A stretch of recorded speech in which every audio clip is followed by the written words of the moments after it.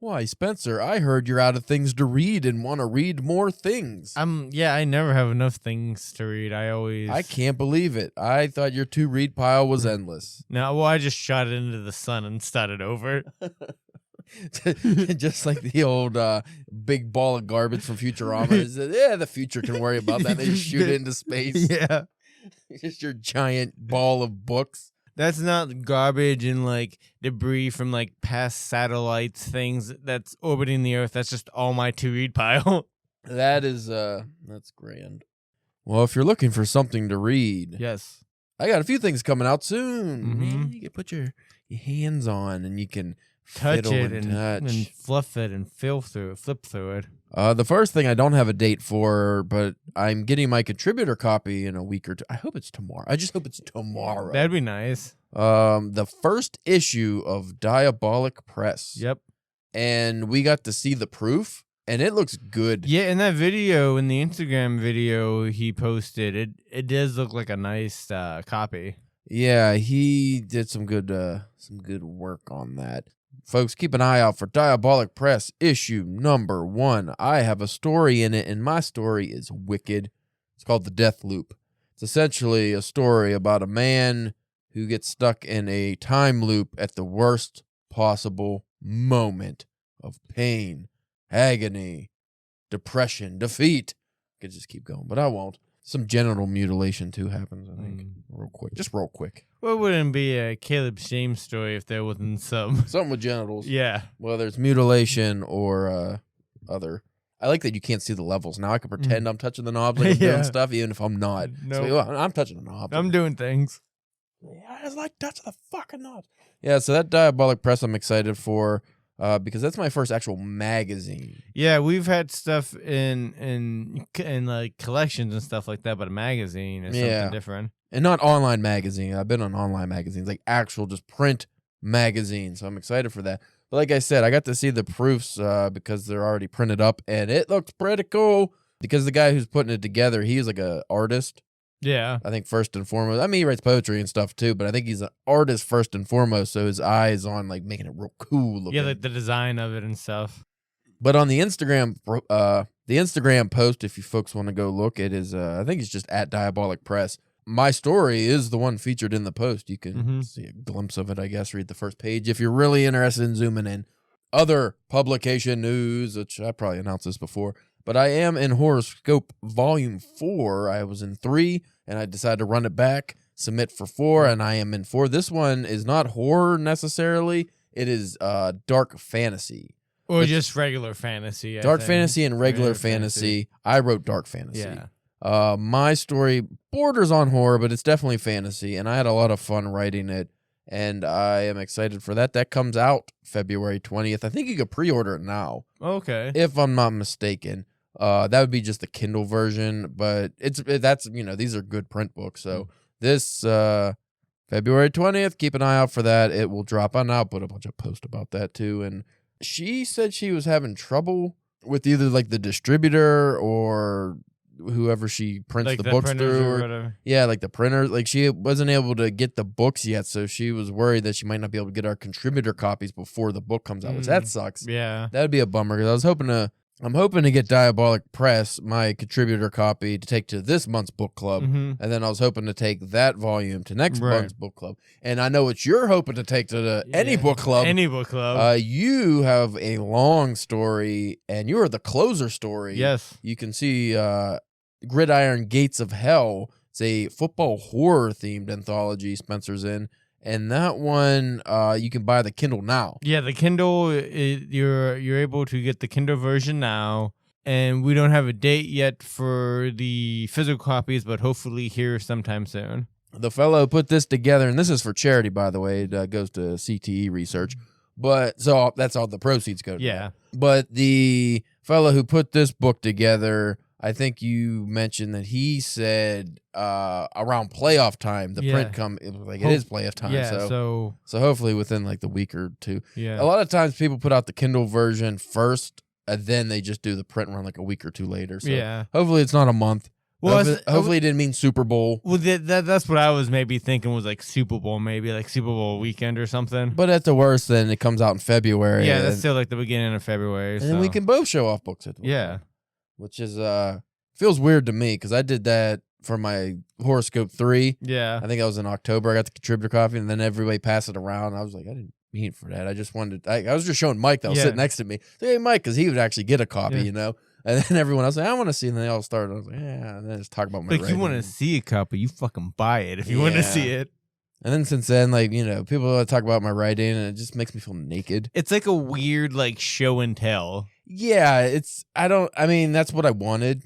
You know, to be a writer, you want people to read your work and be excited for your work. But then when you're sitting in the room, and I'm just like, And then it makes me think, it's like, well, somebody, like, if they do ever, I think we were talking about, like, hey, maybe we should, like, convince them to do one of our anthologies for a book club book. It's like, what if they hated our story? I think it would be fun. It would be fun. I mean, I really wouldn't care, but yeah, it's a little strange when people talk about your writing in front of you, and it's like, Especially when they haven't read any of it. Well, I'm like, next month when your books, you know, if you have your print book and stuff, that won't be so bad because then you can show people and then we could both be there and that's fine. But if you're the only one at the table who's had something printed, you're like, it feels awkward. So hopefully next month will be books galore. Books galore. Yeah, but I'm excited for all that stuff. It's about time we got some good GD news. Well, the problem is, like, you get accepted to these things how many months in advance? Yeah, so far out. Sometimes even up to a year. Like, you got one that's not even going to come out till maybe, we don't even know. Yeah, maybe just sometime this year. We don't know. Yeah, like it could be, you know, December of next year, the end of this year, December. It's like, oh, fuck.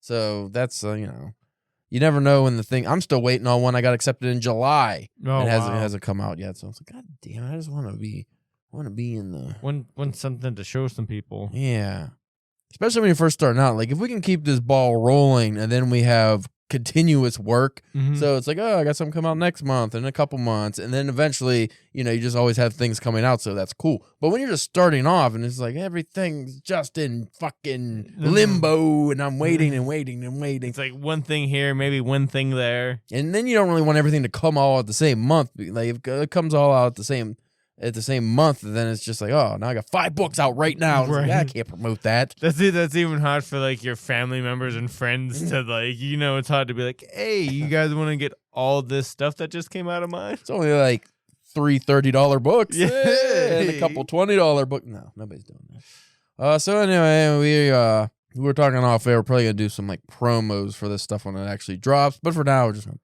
mention it. Let you know that it's out there. Oh, and also, I mean, as of the recording of this that I just published, I got rejected by Taco Bell Quarterly finally. Shame. Came in, but I got, like, pretty good up in the 4% or 1% of whatever levels they have of the submissions. I made it through all the way to that, so I was in the top 1,300 or something at least. That's still pretty good considering probably the amount of people that submitted to that. Thousands and thousands. Yeah, they get a lot.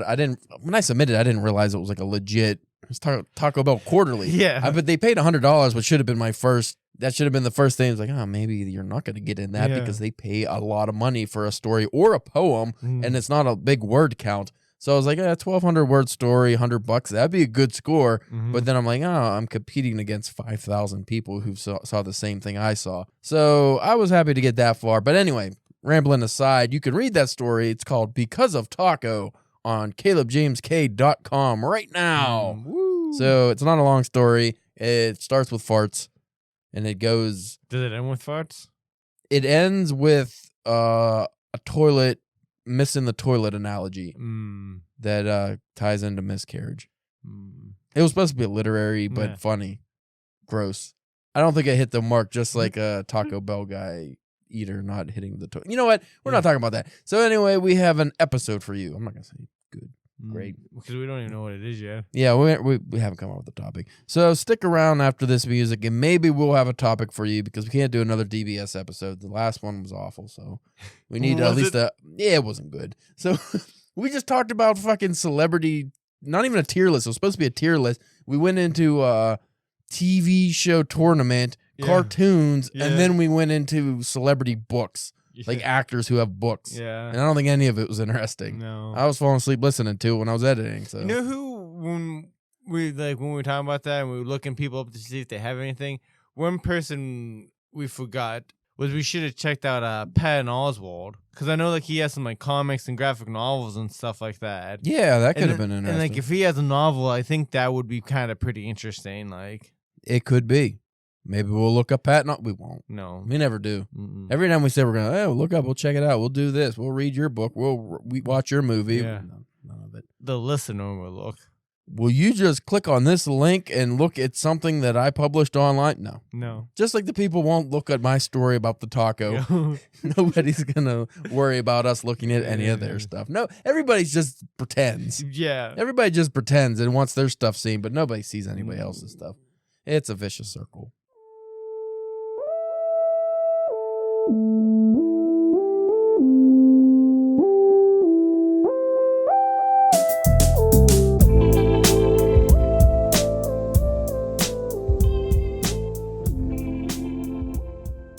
You are listening to the Drunken Pen Writing Podcast. Dun, dun, dun, dun, dun, dun, dun. I am your host, Caleb James. Spencer, give me a country, city, anything. Lithuania. Lithuania. Yeah. Okay, I'm trying to avoid lesbian because that's where my mind immediately goes. Okay, we don't go to the Globe anymore, by the way. If anybody ever wondered why I don't get up to go to the Globe anymore, I just don't feel like getting up. I'm not stalling. Ooh, I'm trying to think of a good verb. Verbs are hard. Yeah. Did we do Lithuania before? Maybe. It sounds like something I randomly throw out there anytime you're like something, because whenever you're like, give me something, I try to make it be like ridiculous and just. You know what? Just because it's right there, easy picking fruits. I'm gonna go ahead and do the old fucking. I think it was like a gum commercial or something. Okay. With me as always, fucking. With me as always, Spencer, the Lithuanian Lint Liquor Church. Lint Liquor. Yeah. I didn't want to go with Lint Liquor. I really wanted lesbian. Liquor. Lick. Ooh, I could have did a play on liquor. Yeah. House of 1,000 Corpses has a liquor store called like Red Hot Pussy Liquors or something. But it's liquors. Yeah. I don't know where I'm going. Hey, folks, guess what we're talking about today if the title doesn't give it away? 33 of the most hilariously terrible first sentences in literature history. It's a long title. This is by Thought Catalog. So I think we've covered something like this before. I'm pretty sure we did the classic Dark and Stormy Night because it was they have an award. I don't know if it's called the Dark and Stormy Night Award, but it's basically like the worst opening to books. I think we covered that. I don't think we did just sentence. I don't think we did straight sentence. We're getting this what is this? Grand Cru Belgian beer. It's making me all gummy. Yeah. It's gumming me up. It's thick. It's thick. It's not thick. It's heavy. It's heavy. Heavy.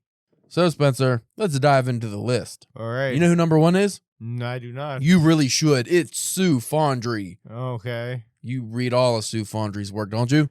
So much so I can't even begin to pick one. So the opening of Sue Fondry the author or the novel. These are all names, so I'm going to assume these are just these are just all the authors. It doesn't give you the name of the work. This is fucking stupid. Who put this together? I don't get to know what book or story or anything. It's just first sentence awful. Are these people who just created the worst sentence of? I'm going to actually read a little bit of the intro, not online or on here. Oh, no, I will, because every year the announcement of the Bulwer Lytton Prize is a gift from heaven. So that's what I was talking about, the worst sentences. So it was a dark and stormy night opener. That's the contest, as I described. Let's see. The contest asks writer to submit an opening sentence for the worst of all possible novels. Although 50 Shades of Grey has already been written, the results are pretty funny. So I think this is from that contest. Yeah, so here are some of the best entries from the past decade of the contest. Okay, so I like this. We're not going to be able to tear anyone's book down or shit on anyone's work. These are purposefully bad, but in a literary way. Mm-hmm. So we can judge the merits, and since there's so many of them, we won't pick a winner because we won't be able to remember. Yeah. So number one was from Sue Fondry. This was her entry. Cheryl's mind turned like the vanes of a wind-powered turbine, chopping her sparrow-like thoughts into bloody pieces that fell onto a growing pile of forgotten memories. I don't even know what that means. Like what go back to the veiny part. wind vein. Oh, not okay. vein as in the one in your member. That's what I was getting. I was like a wind vein. I don't know. I was getting confused for that. So her mind turned like the veins of a wind turn, but gee, it's just a mouthful. It's the way she worded it. Yeah. If it just went with the vein of a wind powered turbine, or I would just say turbine, like the vein of a turbine, that's salvageable. And then the chopping her sparrow-like thoughts into bloody that's just terrible. Just get rid of that. So you could have had something there if you didn't go all into it. Just a little too much. Next up, number 2. This is from Ali Kawashima. As the dark and mysterious stranger approached, Angela bit her lip anxiously, hoping with every nerve, cell, and fiber of her being that this would be the one man who would understand, who would take her away from all this, and who would not just squeeze her boob and make a loud honking noise as all the others had. I like the turn. Yeah. I like how it was so serious and then just fucking honk honk. A wooga. It was like boob. Just boob. Just boob. Not breast or anything, just a boob. Think of the old clown bell. All right, that was a good entry. Number 3, Chris Wheelock, or Wheellock. Yeah, that's a strange name. She strutted into my office wearing a dress that clung to her like saran wrap to a sloppily butchered pork knuckle. Bone and sinew jutting and lurching asymmetrically beneath its folds. The tightness exaggerating the granularity of the suet and causing what little palatable meat there was to sweat. Its transparency, the thief of imagination. What's there so much meat talk? And like, what's a butcher? No, whenever you first hear the word meat knuckle, where does your mind go to that? I think that's the double entendre there. It's so unromantic. There's no passion in that. This guy was a butcher. They just saran wrap around a meat knuckle. The fact that these are just getting better as we're progressing makes me happy. So thank you, Chris Wheelock. That was a solid entry into that contest. I would read a novel written like that. So these aren't the people who wrote the thing. They found these lines and submitted them. These people are the ones. These are submissions from the contest, like some of the best submissions from the contest. So these are the people who wrote the submissions. Oh. Number 4, Janine Beecham. Now this is more of a fantasy. The Fairies of Minglewood, which is near Dingley Pool, we're having a grand revel with flower cakes and butterfly dances, looking ever so pretty, while Queen Bellaflora swept her wand over the waterfall's foam, making it pop like the snot bubbles on your baby sister's face. She went a little more innocent with it, but that's gross. That was gross. Number 5, Molly Ringle. I want to write one of these for something for these contests too, because you only have to write one sentence. Yeah. For the first month of Ricardo and Felicity's affair, they greeted one another at every stolen rendezvous with a kiss, a lengthy, ravenous kiss. Ricardo lapping and sucking at Felicity's mouth as if she were a giant cage-mounted water bottle and he were the world's thirstiest gerbil. Oh. I just see they deep throat that thing. Number 6, Jordan Cadurley. And I apologize for any of these people on this list if they listen to this and I mess up your name. I just suck at these names. I'm not good at names. I ain't good at much of anything. Reading hard. Reading is almost as hard as writing. Number 6, Jordan Cadurley. Betty had eyes that said, "Come here," lips that said, "Kiss me," arms and torso that said, "Hold me all night long." But the rest of her body said, "Fillet me, cover me in cornmeal, and fry me in peanut oil." Romance wasn't easy for a mermaid. I'll say that, fish lady. Okay, I was going to say, because there wasn't much more left of the body that he didn't bring up. Why do you want to eat the fish lady, though? I mean, just eat her, but not deep fried. Number 7, Refa Berg. On reflection, Angela perceived that her relationship with Tom had always been rocky. Not quite a roller coaster ride, but more like when the toilet paper roll gets a little squashed, so it hangs crooked, and every time you pull some off, you can hear the rest going bumpity-bumpity. You could hear the rest going bumpity in its holder until you go nuts and push it back into shape, a degree of annoyance that Angela had now almost attained. And Very specific. yeah. Very specific. I think you should go, when we get done with this and you go upstairs, you should be, Mindy, I'm tired of your shit. You're like a roll of toilet paper that won't get stuck where it's supposed to be. Bumpity. Number 8, Kathy Bryant. As he told her that he loved her, she gazed into his eyes, wondering, as she noted the infestation of eyelash mites, the tiny deodicids burrowing into his follicles to eat the greasy sebum therein, each female laying up to 25 eggs in a single follicle, causing inflammation, whether the eyes are truly the window of the soul, and if so, his soul needed regrouting. These are some run-on sentences. They all are. Number 9, David S. Nelson. I like the start of this. The mushroom men of Narf were silently advancing on the unsuspecting Earthlings, and their thin, milky blood ran colder when they smelled spores from fungal toenail infections rising from many of the invaders' feet, for to them it was a wondrous and shocking scent of kinship, homeland, and asexual reproduction. Number 10, Tanya Lavelle. It was such a beautiful night. The bright moonlight illuminated the sky. The thick clouds floated leisurely by just above the silhouette of tall, majestic trees, and I was viewing it all from the front row seat of the bullet hole in my car trunk. That's almost a... That's almost like an actual... Like from like a NAR story or something. It's like almost there. Number 11, David Pepper. As an orthopedic? As an ornithologist? What's an ornithologist?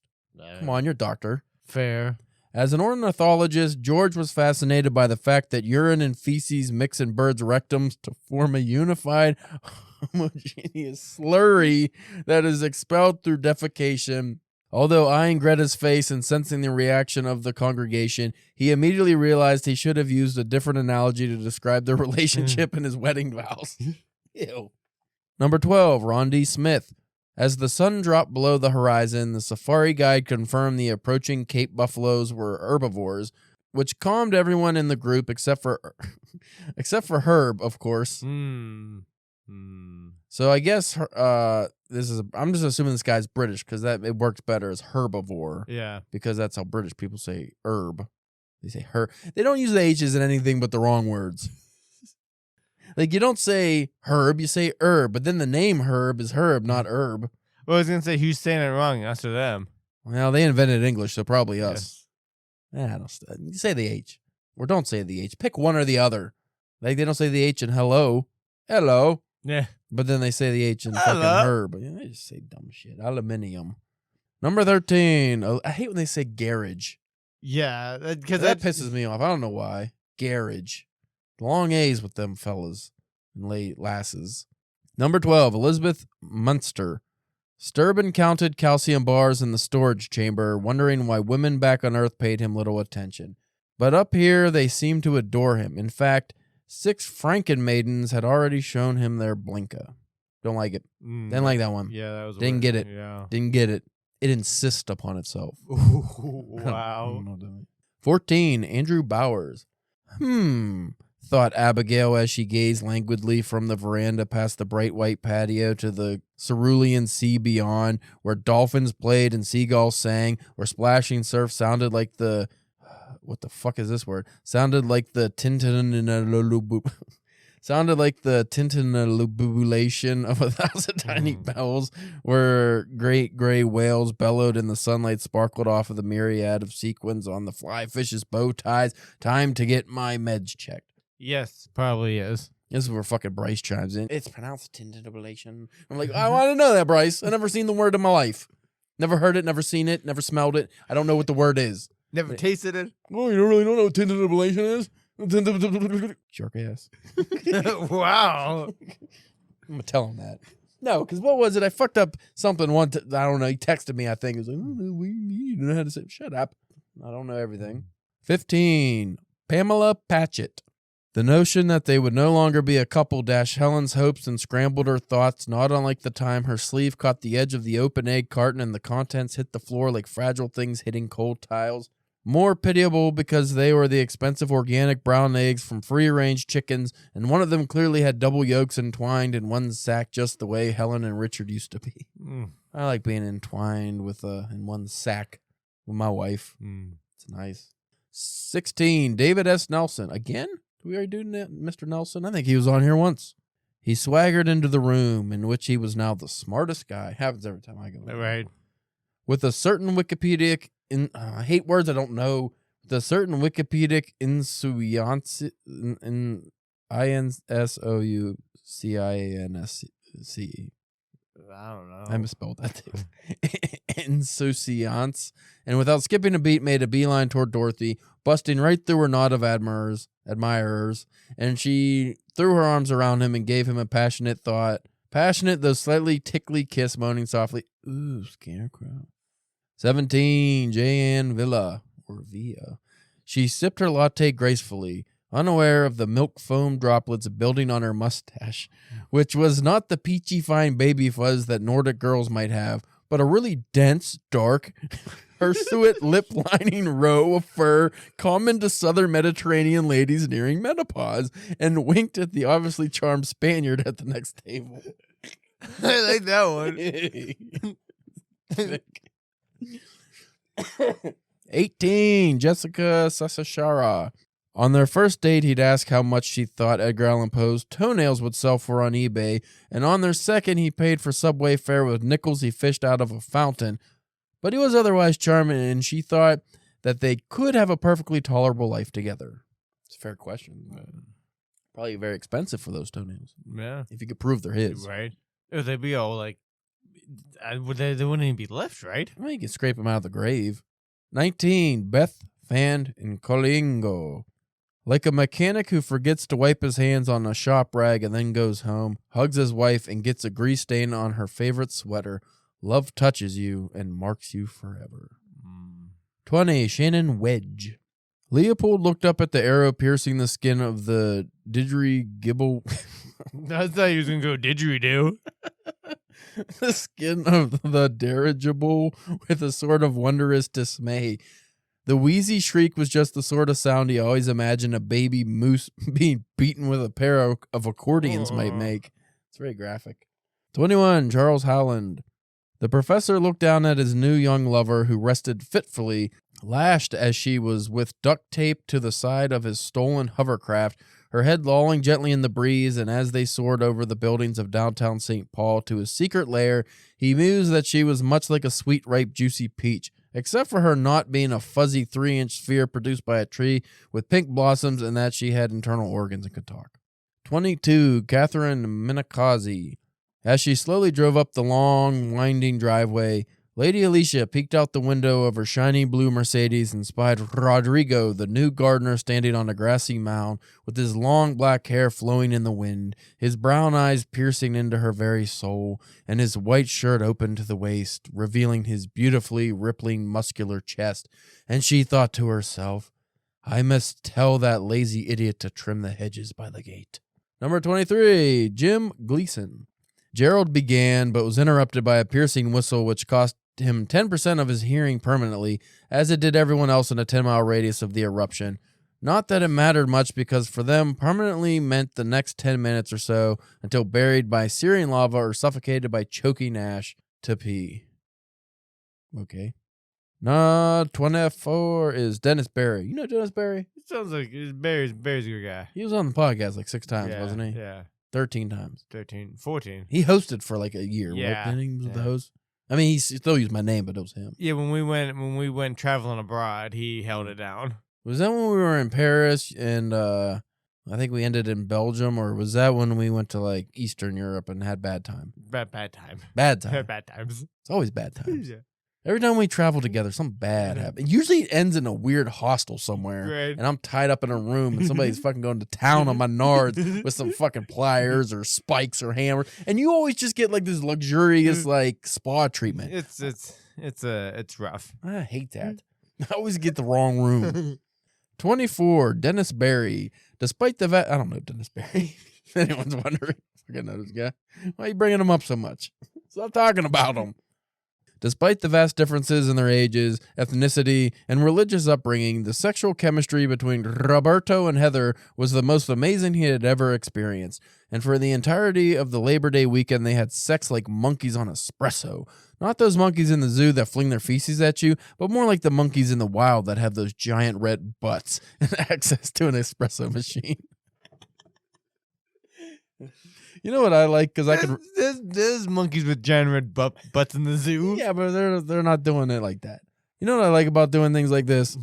This Dennis Berry guy's never gonna know that we brought him up on the podcast or did a very stupid bit about him or anything. No, never will know. And we could do that with anybody. That's what I'm thinking. Like, how many of these are these people's like actual names? Because some of them aren't. I don't know. That's a good one. Maybe this next guy's a real one. Randy Groom at number 25. Colin grabbed the switchgear and slammed the sprightly Vauxhall Vixen into a lower gear as he screamed through the roundabout heading toward the familiar pink row house and puking on the wold, his mind filled with the image of his comely olive dressed in some I'm not reading the rest of that. It's too fucking hard.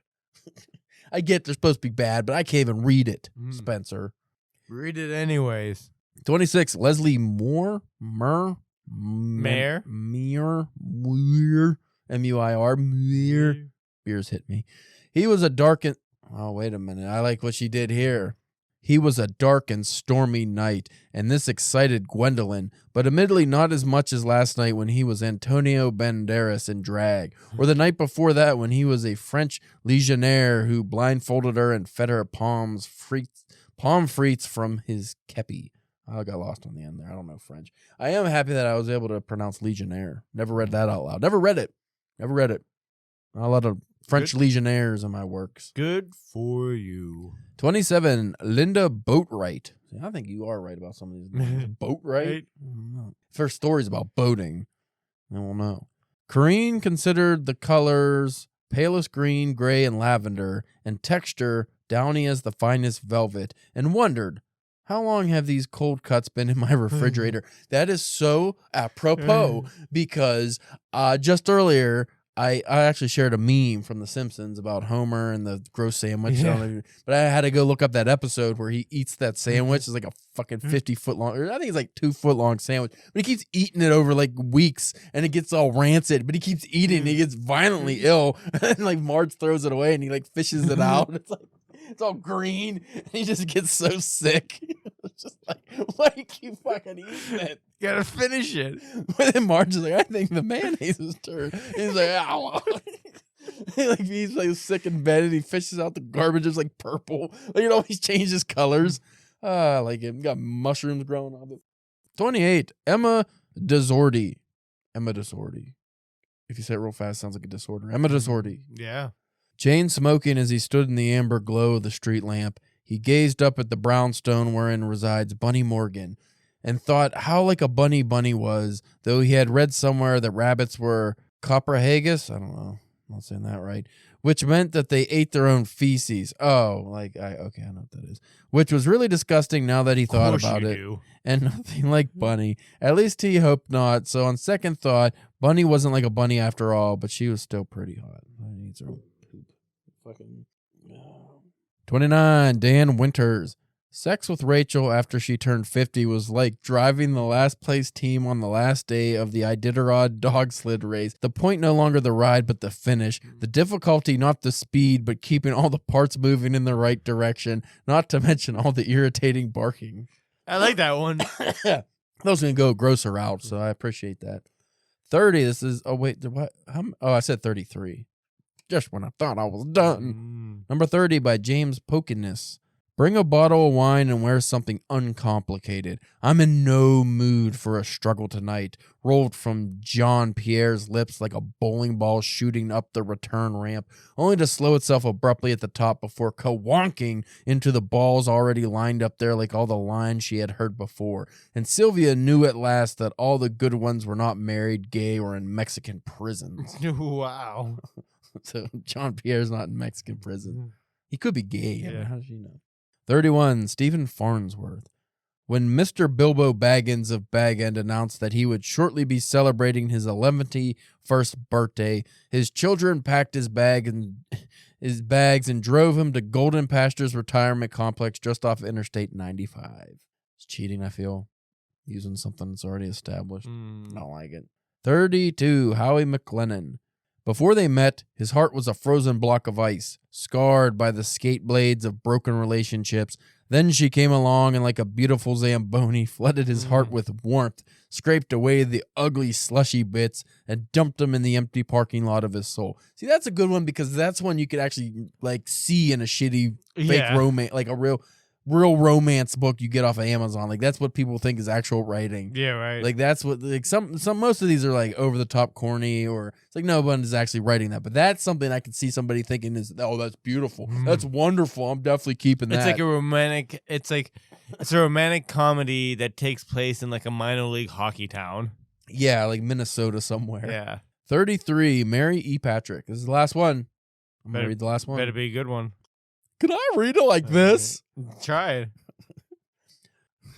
As I garden, gazing towards the autumnal sky, I long to run my finger through the trail of mucus left by a single speckled slug, innocuously thrusting past my rhododendrons, and in feeling that warm slime, be kept back to planet Alderaan, back into the tentacles of the alien who loved me. That's like Bernie Farf, like, hitting puberty. It hurt halfway through. I was failing. Okay. Just fucking end. Just hit the button. Done. No outro. So that was 33 tales to be school. What was that? 33 stories to arouse your scent. No. Tantalize your. No. Tickle your. No. Filleted. 33 excerpts to funny your bone. Bone your funny. Bone your funny. Put things in your bum. When you put things in your bum, it's proper to warm up. Yeah. You want it to be warm. You don't want cold, bum. Because then it tears. You don't want tears. Because things normally go out your bum. Things normally go out your bum. So when you put things in your bum, you need to warm it up. And you figure going out of your bum, it's warm. And kind of greasy. Yeah. If it's not greasy, you're going to have a bad self-greasy. The textures of fecal matter vary a lot. Slimy is not bad coming out. Like, that's the one time you want something to be slimy. But here's a thought. Because if it's too slimy, the cleanup is the worst. Worst poops. Obviously, we're not counting just the big block of rock hard that doesn't fish out. Yeah. And, you know, we don't want that. But Tari, the 1,000 wiper, no good. Taris always make me worry about being sick. Yeah, you don't want Tari, and then you look down and it looks like coal. Yeah. Why's it so dark? Overly dry, sandpapery, no good. I hate the massive pushing to almost have an embolism, and then there's just like a rabbit turd in there, and you're like, what the fuck was that about? Or you just poop out 10 little circles in a row, like little nuggets. Wet acid is not a good one. Like just straight liquid acid. That's not pleasurable for anybody. When was the last time you got the splashback? All the time. It depends how much protein I'm eating. Big old bricks. I don't know why we're talking about this, but I want to say that I thank the listeners for staying tuned this long. This is what they stay for. Yeah, I don't know. Next week we have a guest. And a week after that, we have a guest. Well, assuming both of them don't listen to this and cancel. Yeah. So, hold on. Let me look at my calendar to make sure that's correct. Spencer, you ass lick. Whoa, man. I'm sorry. Not cool, man. Not cool. So, yeah, next week, supposedly, we are interviewing Tyler Gore. He is a author published by Whiskey Tit, another Whiskey Tit guy. And then after that, we have Dr. This is the following week, the 29th. We are supposedly interviewing Dr. Mike Caparelli, who he interviewed the son of Sam Killer, like 100 hours worth of, you know, I don't know how many interviews that is, but he talked to he wrote a book about it. I'm doing a terrible job, but that's going to be interesting, you know. I'm interested in that. I feel like we have to save all of our professionalism for that episode. Yeah, I think that guy probably deserves it. He's going to have some real things to discuss. Also, we're going to have Nick Obregon again sometime because I think he's working on another podcast. Oh, yeah? I don't know if it's another crime, murder mystery. I don't know. That'd be kind of cool. Yeah, so we have to have him on again, too.